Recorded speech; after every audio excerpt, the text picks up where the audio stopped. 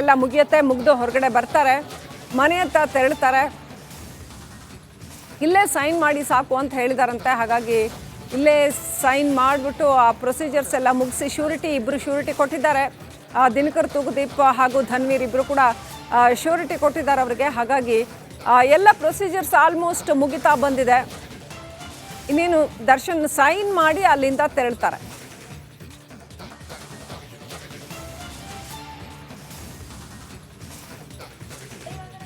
ಇನ್ನಷ್ಟು ಅಪ್ಡೇಟ್ಸ್ ಅನ್ನ ಕೊಡ್ತಾರೆ ಕ್ರೈಮ್ ಬ್ಯೂರೋ ಹೆಡ್ ಸುನಿಲ್. ಈಗ ಮತ್ತೆ ಜಾಯ್ನ್ ಆಗ್ತಾ ಇದ್ದಾರೆ. ಸುನಿಲ್, ಗಮನಿಸ್ತಾ ಇದ್ದೀವಿ ಈಗ ಪ್ರೊಸೆಸ್ ವಿಚಾರವಾಗಿ ನಾವು ಆಗಲೇ ಮಾತಾಡ್ತಾ ಇದ್ವಿ.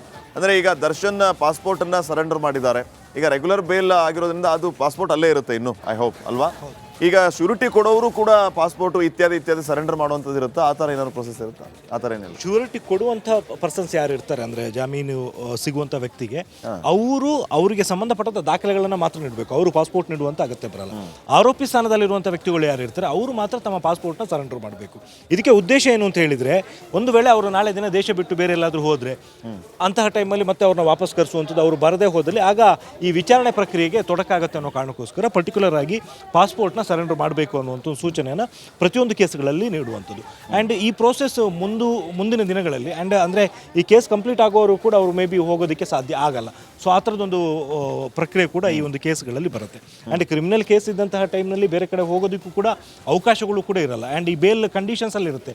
ಈ ಬೇಲ್ ಕಂಡೀಷನ್ಗಳನ್ನು ಯಾವುದಾದ್ರು ಒಂದನ್ನು ವೈಲೇಟ್ ಮಾಡಿದರೂ ಕೂಡ ಆಗ ಬೇಲ್ನ ಕ್ಯಾನ್ಸಲ್ ಮಾಡೋದಕ್ಕೂ ಕೂಡ ಕೋರ್ಟಿಗೆ ಒಂದು ಅವಕಾಶ ಕೂಡ ಇರುತ್ತೆ.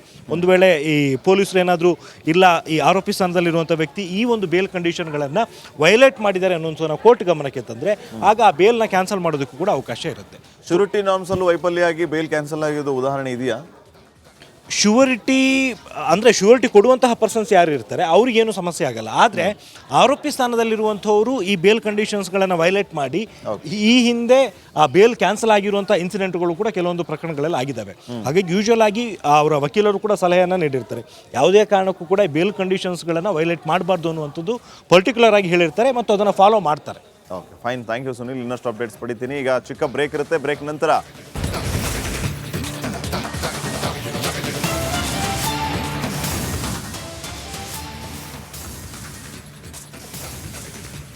ಪವಿತ್ರ ಗೌಡ ಬಿಡುಗಡೆಗೆ ಕೌಂಟ್ ಡೌನ್ ಸ್ಟಾರ್ಟ್ ಆಗಿದೆ. ಈ ಕಡೆ ಪವಿತ್ರ ಗೌಡ ಶ್ಯೂರಿಟಿ ಪ್ರೊಸೆಸ್ ಕೂಡ ನಡೀತಾ ಇರೋದು. ಜೈಲು ಅಧಿಕಾರಿಗಳಿಗೆ ಇಮೇಲ್ ಮಾಡೋದಕ್ಕೆ ಸೂಚನೆ ನೀಡಲಾಗಿರೋದು.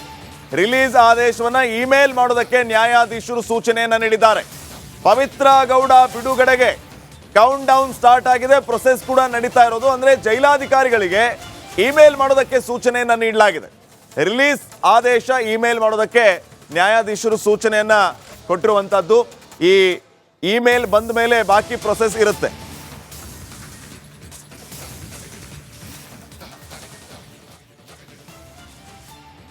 ಇದು ಏನು ಇಮೇಲು, ಏನು ಸೂಚನೆ ಅನ್ನೋದ್ರ ಬಗ್ಗೆ ಮಾಹಿತಿಯನ್ನು ಪಡೆದುಕೊಳ್ಳೋಣ. ಸುನಿಲ್ ಏನು ಇಮೇಲ್ ರಿಲೀಸ್ ಆಗಿರುವಂಥ ಆದೇಶ ಇಮೇಲ್ ಮಾಡಬೇಕು ಅಂತಂದರೆ ಅಂದರೆ ಜೈಲಾಧಿಕಾರಿಗಳಿಗೆ ಇಮೇಲ್ ಮಾಡಬೇಕು. ಯಾರು ಮಾಡಬೇಕು, ಅದು ಯಾವ ರೀತಿ ಪ್ರೊಸೆಸ್ ಇರುತ್ತೆ? ಶ್ರೀಪಾದ್, ಈಗ ಒಂದು ಕೇಸ್ನಲ್ಲಿ ಆರೋಪಿಗಳಿಗೆ ಜಾಮೀನು ಮಂಜೂರಾಗಿ ಅದರ ಆದೇಶ ಪ್ರತಿ ಸಿಗ್ತಾ ಇದ್ದಂಗೆ ಅದನ್ನು ಯೂಶುವಲ್ ಆಗಿ ಏನು ಮಾಡ್ತಾರೆ ಅಂದರೆ ಈ ಹಿಂದೆ ಎಲ್ಲ ಕೋರ್ಟಿಗೆ ಕೋರ್ಟಿಂದ ಬೈ ಹ್ಯಾಂಡ್ ಆಗಿ ತೊಗೊಂಡೋಗಿ ಸಂಬಂಧಪಟ್ಟಂಥ ಜೈಲಿಗೆ ಕೊಡ್ತಿದ್ರು. ಅಂದರೆ ಈಗ ಆರೋಪಿಗಳು ಪರಪ್ಪನಗಿರಿ ಜೈಲಲ್ಲಿದ್ದರೆ ಆ ಜೈಲಿಗೆ ತೊಗೊಂಡೋಗಿ ಆ ಒಂದು ಕಾಪಿಯನ್ನು ಕೊಡುವಂಥದ್ದು ಮತ್ತು ಜೈಲಿನ ಅಧಿಕಾರಿಗಳು ಆ ಕಾಪಿಯನ್ನು ತೊಗೊಂಡು ಪರಿಶೀಲನೆ ಮಾಡಿ ಆ ಪ್ರೋಸೆಸ್ಗಳನ್ನು ಕಂಪ್ಲೀಟ್ ಮಾಡಿದ ನಂತರ ಅವ್ರನ್ನ ರಿಲೀಸ್ ಮಾಡುವಂಥದ್ದು ಒಂದು ಪ್ರೋಸೆಸ್. ಆದರೆ ಇತ್ತೀಚಿನ ದಿನಗಳಲ್ಲಿ ಇಮೇಲ್ ಮಾಡುವಂಥ ಒಂದು ಪ್ರಕ್ರಿಯೆ ಕೂಡ ಕೋರ್ಟ್ನಲ್ಲಿ ನಡೀತಾ ಇದೆ. ಈ ಹಿಂದೆ ಕೂಡ ಕೆಲವೊಂದು ಕೇಸ್ಗಳಲ್ಲಿ ಆಗಿದ್ದಾವೆ. ಸೊ ಅದರ ಇಲ್ಲ, ಇಮೇಲ್ ಮುಖ ಅಂದರೆ ನ್ಯಾಯಾಧೀಶರು ಯಾವ ರೀತಿ ಒಂದು ಸೂಚನೆಯನ್ನು ನೀಡ್ತಾರೆ ಅದರ ಆಧಾರದ ಮೇಲೆ ಡಿಪೆಂಡ್ ಆಗಿರುತ್ತೆ. ಸೊ ಈಗ ಈ ಕೇಸ್ನಲ್ಲಿ ಇಮೇಲ್ ಮೂಲಕ ಈ ಒಂದು ಆದೇಶದ ಪ್ರತಿಯನ್ನು ಜೈಲಿನ ಅಧಿಕಾರಿಗಳಿಗೆ ಕಳಿಸಿ ಅಂತ ಹೇಳಿದ್ದಾರೆ. ಅವತ್ತು ಇಂಟರಿಮ್ ಬೇಲ್ ಸ್ಯಾಂಕ್ಷನ್ ಆದಾಗ ಬಳ್ಳಾರಿಗೆ ಹೋಗಬೇಕಾಯಿತು ಅಂತ ಅನ್ಸುತ್ತೆ. ಹೌದು, ಆ ಟೈಮ್ನಲ್ಲೂ ಕೂಡ ಒಂದು ಅನುಮಾನ ಇತ್ತು ಇಮೇಲ್ ಮೂಲಕ ಮಾಡ್ಬೋದೇನೋ ಅಂತ ಹೇಳಿ. ಆದರೆ ಬೈ ಹ್ಯಾಂಡ್ ತಗೊಂಡು ಹೋಗಿದ್ರು. ಸೊ ಈ ಕೇಸ್ನಲ್ಲಿ ಈಗ ಇಮೇಲ್ ಮೂಲಕ ಕಳುಹಿಸಿ ಅನ್ನುವಂತ ಹೇಳಿದ್ದಾರೆ. ಸೊ ಇಲ್ಲಿ ಈ ಪ್ರಾಕ್ಟಿಕಲ್ ಯಾವ ರೀತಿ ಆಗುತ್ತೆ ಅಂದ್ರೆ, ಒಂದು ವೇಳೆ ಬೈ ಹ್ಯಾಂಡ್ ತಗೊಂಡೋಗಿ ಕೊಡುವಂತ ಪ್ರೋಸೆಸ್ ಆಗಿದ್ರೆ ಈಗ ಅಂದ್ರೆ 3:30 ಆಗಿದೆ, ಇಲ್ಲಿಂದ ಪರಪ್ಪನಗರ ಜೈಲಿಗೆ ಹೋಗೋದಕ್ಕೆ ಒಂದು 1 hour ಆಗುತ್ತೆ. ಸೊ ಅದಾದ ನಂತರ ಅಲ್ಲಿ ಆ ಪ್ರೋಸೆಸ್ಗಳು ಕಂಪ್ಲೀಟ್ ಆಗಿ 6 ಗಂಟೆ ಒಳಗಡೆ ಅಲ್ಲಿಂದ ರಿಲೀಸ್ ಆಗಬೇಕು. ಒಂದೇ ನಿಮಿಷ ಸುನಿಲ್, ದರ್ಶನ್ ಪಾಸ್ಪೋರ್ಟ್ ವಾಪಸ್ ಕೊಡೋದಕ್ಕೆ ಸೂಚನೆಯನ್ನ ನೀಡಲಾಗಿರೋದು. ಪಾಸ್ಪೋರ್ಟ್ ನೀಡುವಂತೆ ಕೋರ್ಟ್ ಸೂಚನೆಯನ್ನ ಕೊಟ್ಟಿದೆ. ಬೇಲ್ ಆದೇಶದಲ್ಲಿ ಪಾಸ್ಪೋರ್ಟ್ ಸರೆಂಡರ್ ಷರತ್ತಿಲ್ಲ, ಹೀಗಾಗಿ ಪಾಸ್ಪೋರ್ಟ್ ಅನ್ನ ವಾಪಸ್ ಕೊಡಬಹುದು ಅಂತ ಸೂಚನೆಯನ್ನ ನೀಡಲಾಗಿದೆ. ದರ್ಶನ್ಗೆ ಅಲ್ಲಿಗೆ ಪಾಸ್ಪೋರ್ಟ್ ಕೂಡ ಸಿಗುತ್ತೆ. ಅಂದ್ರೆ ಶೂಟಿಂಗ್ ಪ್ರೊಸೆಸ್ ಅವರು ಬೇಕಿದ್ರೆ ವಿದೇಶಕ್ಕೂ ಹೋಗ್ಬೋದು. ಹಾಗಿದ್ರೆ ಈಗ ಪಾಸ್ಪೋರ್ಟ್ ಸಿಕ್ತು ಅಂದ್ರೆ ನಾನು ಸುನಿಲ್ ಅವ್ರನ್ನ ಕೇಳ್ತೀನಿ ಈ ಬಗ್ಗೆ. ಬೇಲ್ ಆದೇಶದಲ್ಲಂತೂ ಪಾಸ್ಪೋರ್ಟ್ ಸರೆಂಡರ್ ಮಾಡಬೇಕು ಅಂತ ಸೂಚನೆ ಇಲ್ಲ. ಈ ಹಿನ್ನೆಲೆ ಪಾಸ್ಪೋರ್ಟ್ ವಾಪಸ್ ನೀಡೋದಕ್ಕೆ ಸೂಚನೆಯನ್ನ ಕೊಡಲಾಗಿದೆ ಅನ್ನುವಂತಹ ವಿಚಾರ ಗೊತ್ತಾಗ್ತಾ ಇದೆ. ಈ ಮೊನ್ನೆ ನಾವು ಜಾಮೀನು ಮಂಜೂರಾದಂತಹ ಸಂದರ್ಭದಲ್ಲಿ ಪಾಸ್ಪೋರ್ಟ್ ಅನ್ನು ಸರೆಂಡರ್ ಮಾಡಬೇಕು ಅನ್ನುವಂಥ ವಿಚಾರವನ್ನ ಕೇಳಿದ್ವಿ. ಈಗ ಜಡ್ಜ್ ಸಾಹೇಬರು ಹೇಳ್ತಾ ಇರೋದು ಪಾಸ್ಪೋರ್ಟ್ ಸರೆಂಡರ್ ಮಾಡಿ ಅಂತ ಬೇಲ್ ಕಾಪಿಯಲ್ಲಿ ಇಲ್ಲ ಅಥವಾ ಆ ಷರತ್ತುಗಳಲ್ಲಿ ಇಲ್ಲ, ಪಾಸ್ಪೋರ್ಟ್ ವಾಪಸ್ ಕೊಟ್ಬಿಡಿ ಅಂತ. ಪಾಸ್ಪೋರ್ಟ್ ವಾಪಸ್ ದರ್ಶನ್ಗೆ ಸಿಕ್ಕು, ಅವರು ಶೂಟಿಂಗ್ ಪರ್ಪಸ್ ಅಂತ ವಿದೇಶಕ್ಕೆ ಹೋಗಿ ಕೂತ್ಕೊಂಡ್ಬಿಟ್ರು ಅಂತಂದ್ರೆ ಇಲ್ಲಿ ಟ್ರಯಲ್ಲು ಇತ್ಯಾದಿ ಅದಕ್ಕೆ ಸಮಸ್ಯೆ ಆಗುತ್ತೆ. ಇದು ಹೇಗೆ ಅಂತ? ಸೊ ಮಧ್ಯಂತರ ಜಾಮೀನು ಸಿಗುವಂತಹ ಟೈಮ್ನಲ್ಲಿ ಪಾಸ್ಪೋರ್ಟ್ನ ಸರೆಂಡರ್ ಮಾಡಬೇಕು ಅನ್ನುವಂಥ ಸೂಚನೆಯನ್ನು ನೀಡಲಾಗಿತ್ತು. ಆ್ಯಂಡ್ ಇನ್ನೂ ಬೇರೆ ಎಷ್ಟೋ ಕೇಸ್ಗಳಲ್ಲೂ ಕೂಡ ನಾವು ನೋಡಿದ್ವಿ. ಬೇಲ್ ಕೊಡುವಂತಹ ಟೈಮ್ನಲ್ಲೂ ಕೂಡ ಅಷ್ಟೇ ಆ ಬೇಲ್ನ ಆರ್ಡರ್ ಕಾಪಿಯಲ್ಲಿ ಪಾಸ್ಪೋರ್ಟ್ನ ಸರೆಂಡರ್ ಮಾಡಬೇಕು ಅನ್ನುವಂಥದ್ದು ಕೂಡ ಇರುತ್ತೆ. ಆದರೆ ಈ ಕೇಸ್ನಲ್ಲಿ ಮೇ ಬಿ ಅವರು ಸಿನಿಮಾದ ಶೂಟಿಂಗ್ಗಳ ಕಾರಣ ನೀಡಿನೋ ಏನೋ ಗೊತ್ತಿಲ್ಲ, ಅವರಿಗೆ ಪಾಸ್ಪೋರ್ಟ್ನ ವಾಪಸ್ ಕೊಡ್ಬೋದು ಅನ್ನುವಂಥ ಕೋರ್ಟ್ ಹೇಳಿರೋದ್ರಿಂದಾಗಿ ಈಗ ಅವರು ಒಂದು ರೀತಿಯಲ್ಲಿ ವಿದೇಶಕ್ಕೆ ಹೋಗೋದಕ್ಕೂ ಕೂಡ ಅವಕಾಶ ಸಿಕ್ಕಂತಾಗಿದೆ. ಒಂದು ವೇಳೆ ಅವರು ನಾಳೆ ದಿನ ವಾಪಸ್ ಬಂದಿಲ್ಲ ಅಂದರೆ ಹೇಗೆ ಅನ್ನುವಂಥದ್ದು ಅದು ನೆಕ್ಸ್ಟ್ ಕ್ವಶನ್. ಆದರೆ ಸದ್ಯದ ಮಟ್ಟಿಗೆ ಕೋರ್ಟ್ ಏನು ಒಂದು ಆದೇಶವನ್ನು ಕೊಟ್ಟಿದೆ ಅದನ್ನು ಫಾಲೋ ಮಾಡೋದಕ್ಕೆ ಯಾವುದೇ ರೀತಿಯಲ್ಲೂ ಕೂಡ ಸಮಸ್ಯೆಗಳು ಇರಲ್ಲ ಮತ್ತು ಆ ಒಂದು ಆದೇಶವನ್ನು ಪಾಲನೆ ಮಾಡಲೇಬೇಕಾಗತ್ತೆ. ಅಂದರೆ ಪಾಸ್ಪೋರ್ಟ್ ಬೇಕು ನಮಗೆ ಅಂತ ಇವರೇ ರಿಕ್ವೆಸ್ಟ್ ಮಾಡ್ಕೊಂಡಿದ್ದ, ಆ ರೀತಿ ಮಾಡ್ಕೊಂಡಾಗ ಕೊಡ್ಬೋದಾ? ಅದನ್ನು ನೀವು ನೋಡಿದಂಗೆ ಸಾಕಷ್ಟು ಕೇಸ್ಗಳನ್ನು ನೋಡಿರ್ತೀರಿ, ಈ ರೀತಿ ಸಾಧ್ಯತೆ ಇದೆಯಾ ಅಂತ? ಸೊ ಈ ಕೇಸ್ನಲ್ಲಿ ಏನಾಗಿದೆ ಅನ್ನುವಂಥದ್ದು ಗೊತ್ತಾಗಿಲ್ಲ. ಆದರೆ ಸಾಮಾನ್ಯವಾಗಿ ಬೇಲ್ ನೀಡುವಂತಹ ಟೈಮ್ನಲ್ಲಿ ಪರ್ಟಿಕ್ಯುಲರ್ ಆಗಿ ಪಾಸ್ಪೋರ್ಟ್ನ ಸರೆಂಡರ್ ಮಾಡಬೇಕು ಅನ್ನುವಂಥ ಒಂದು ಸೂಚನೆಯನ್ನು ನೀಡಲಾಗಿರುತ್ತೆ. ಆದರೆ ಈ ಕೇಸ್ನಲ್ಲಿ ಒಂದು ವೇಳೆ ಇವರ ಪರ ವಕೀಲರು ಇದಕ್ಕೆ ಸಂಬಂಧಪಟ್ಟಂತೆ ಕೂಡ ಒಂದು ಮನವಿಯನ್ನು ಸಲ್ಲಿಸುವಂಥ ಸಾಧ್ಯತೆ ಇದೆ. ಅಂದರೆ ಅವರು ಸಿನಿಮಾದಲ್ಲಿ ಅಭಿನಯಿಸ್ತಾರೆ, ಬೇರೆ ಬೇರೆ ಸಿನಿಮಾಗಳು ಕೂಡ ಕಮಿಟ್ ಆಗಿರ್ತಾರೆ, ಸಿನಿಮಾ ಸಂಬಂಧಿ ಚಟುವಟಿಕೆಗಳಿಗೋಸ್ಕರ ವಿದೇಶಕ್ಕೆ ಹೋಗುವಂಥ ಅವಶ್ಯಕತೆ ಇರೋದ್ರಿಂದಾಗಿ ಪಾಸ್ಪೋರ್ಟ್ನ ಕೊಡಬೇಕು ಅನ್ನುವಂಥದ್ದು ಮನವಿಯನ್ನು ಸಲ್ಲಿಸಿರ್ಬೋದು. ಮತ್ತು ಅದಕ್ಕೂ ಕೂಡ ಪರ್ಟಿಕ್ಯುಲರ್ ಆಗಿ ಏನಾದರೂ ಗ್ರೌಂಡ್ಸ್ಗಳ ಆಧಾರದ ಮೇಲೆ ಈ ಒಂದು ಪಾಸ್ಪೋರ್ಟ್ ಕೊಡೋದಕ್ಕೂ ಕೂಡ ಕೋರ್ಟ್ ಆದೇಶವನ್ನು ನೀಡಿರುವಂಥ ಸಾಧ್ಯತೆ ಜಾಸ್ತಿ ಇರುವಂಥ. ಒಂದೇ ನಿಮಿಷ ಸುನಿಲ್ ಬರ್ತೀನಿ. ಮತ್ತೊಂದು ಬ್ರೇಕಿಂಗ್ ಅಪ್ಡೇಟ್ ಬರ್ತಾ ಇದೆ. ಏನು ಆ ಬ್ರೇಕಿಂಗ್ ಅಪ್ಡೇಟ್? BGS ಆಸ್ಪತ್ರೆಯಲ್ಲಿ ಬಟ್ಟೆಗಳನ್ನ ದರ್ಶನ್ ಬಿಟ್ಟಿದ್ದಾರೆ. 45 ದಿನಗಳಿಂದ BGS ಆಸ್ಪತ್ರೆಯಲ್ಲಿ ದರ್ಶನ್ ಇರೋದು. ಚಿಕಿತ್ಸೆಯ ಇನ್ಶೂರೆನ್ಸ್ ಕ್ಲೇಮ್ ಮಾಡ್ತಾರೆ ಆರೋಪಿ. ಮಧ್ಯಾಹ್ನ 1:00ವರೆಗೆ ಡಿಸ್ಚಾರ್ಜ್ ಪ್ರಕ್ರಿಯೆಯನ್ನ ದರ್ಶನ್ ಮುಗಿಸ್ಲಿಕ್ಕಿದ್ದಾರೆ. ಸೊ ಆ ಡಿಸ್ಚಾರ್ಜ್ ಪ್ರೊಸೆಸ್ ಕೂಡ ಮುಗಿಬೇಕಾಗುತ್ತೆ, ಇನ್ಶೂರೆನ್ಸ್ ಕ್ಲೇಮ್ ಮಾಡ್ಕೋಬೇಕಾಗತ್ತೆ. 45 ದಿನದಿಂದ ಅವರು ಹಾಸ್ಪಿಟಲಲ್ಲಿದ್ದರು. ಸೊ ಸದ್ಯಕ್ಕೆ ಈ ರೀತಿಯ ಪ್ರೊಸೆಸ್ ಕೂಡ ಇದೆ. ಎಲ್ಲ ಮುಗಿಯುತ್ತೆ, ಮುಗಿದು ಹೊರಗಡೆ ಬರ್ತಾರೆ, ಮನೆ ಹತ್ರ ತೆರಳ್ತಾರೆ.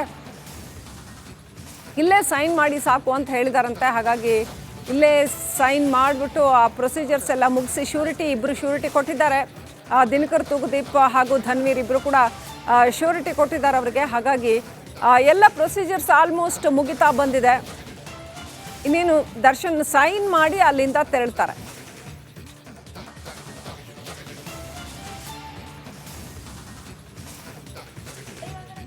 ಇನ್ನಷ್ಟು ಅಪ್ಡೇಟ್ಸ್ ಅನ್ನ ಕೊಡ್ತಾರೆ ಕ್ರೈಮ್ ಬ್ಯೂರೋ ಹೆಡ್ ಸುನಿಲ್. ಈಗ ಮತ್ತೆ ಜಾಯ್ನ್ ಆಗ್ತಾ ಇದ್ದಾರೆ. ಸುನಿಲ್, ಗಮನಿಸ್ತಾ ಇದ್ದೀವಿ ಈಗ ಪ್ರೊಸೆಸ್ ವಿಚಾರವಾಗಿ ನಾವು ಆಗಲೇ ಮಾತಾಡ್ತಾ ಇದ್ವಿ.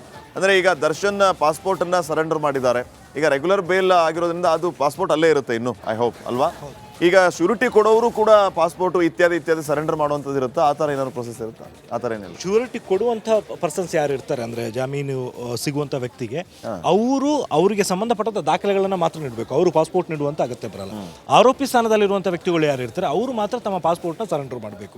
ಇದಕ್ಕೆ ಉದ್ದೇಶ ಏನು ಅಂತ ಹೇಳಿದರೆ, ಒಂದು ವೇಳೆ ಅವರು ನಾಳೆ ದಿನ ದೇಶ ಬಿಟ್ಟು ಬೇರೆ ಎಲ್ಲಾದರೂ ಹೋದರೆ ಅಂತಹ ಟೈಮಲ್ಲಿ ಮತ್ತೆ ಅವ್ರನ್ನ ವಾಪಸ್ ಕರೆಸುವಂಥದ್ದು, ಅವರು ಬರದೇ ಹೋದಲ್ಲಿ ಆಗ ಈ ವಿಚಾರಣೆ ಪ್ರಕ್ರಿಯೆಗೆ ತೊಡಕಾಗುತ್ತೆ ಅನ್ನೋ ಕಾರಣಕ್ಕೋಸ್ಕರ ಪರ್ಟಿಕ್ಯುಲರ್ ಆಗಿ ಪಾಸ್ಪೋರ್ಟ್ನ ಸರೆಂಡರ್ ಮಾಡಬೇಕು ಅನ್ನುವಂಥ ಸೂಚನೆಯನ್ನು ಪ್ರತಿಯೊಂದು ಕೇಸ್ಗಳಲ್ಲಿ ನೀಡುವಂಥದ್ದು. ಆ್ಯಂಡ್ ಈ ಪ್ರೋಸೆಸ್ ಮುಂದಿನ ದಿನಗಳಲ್ಲಿ ಅಂದರೆ ಈ ಕೇಸ್ ಕಂಪ್ಲೀಟ್ ಆಗೋರು ಕೂಡ ಅವರು ಮೇ ಬಿ ಹೋಗೋದಕ್ಕೆ ಸಾಧ್ಯ ಆಗಲ್ಲ.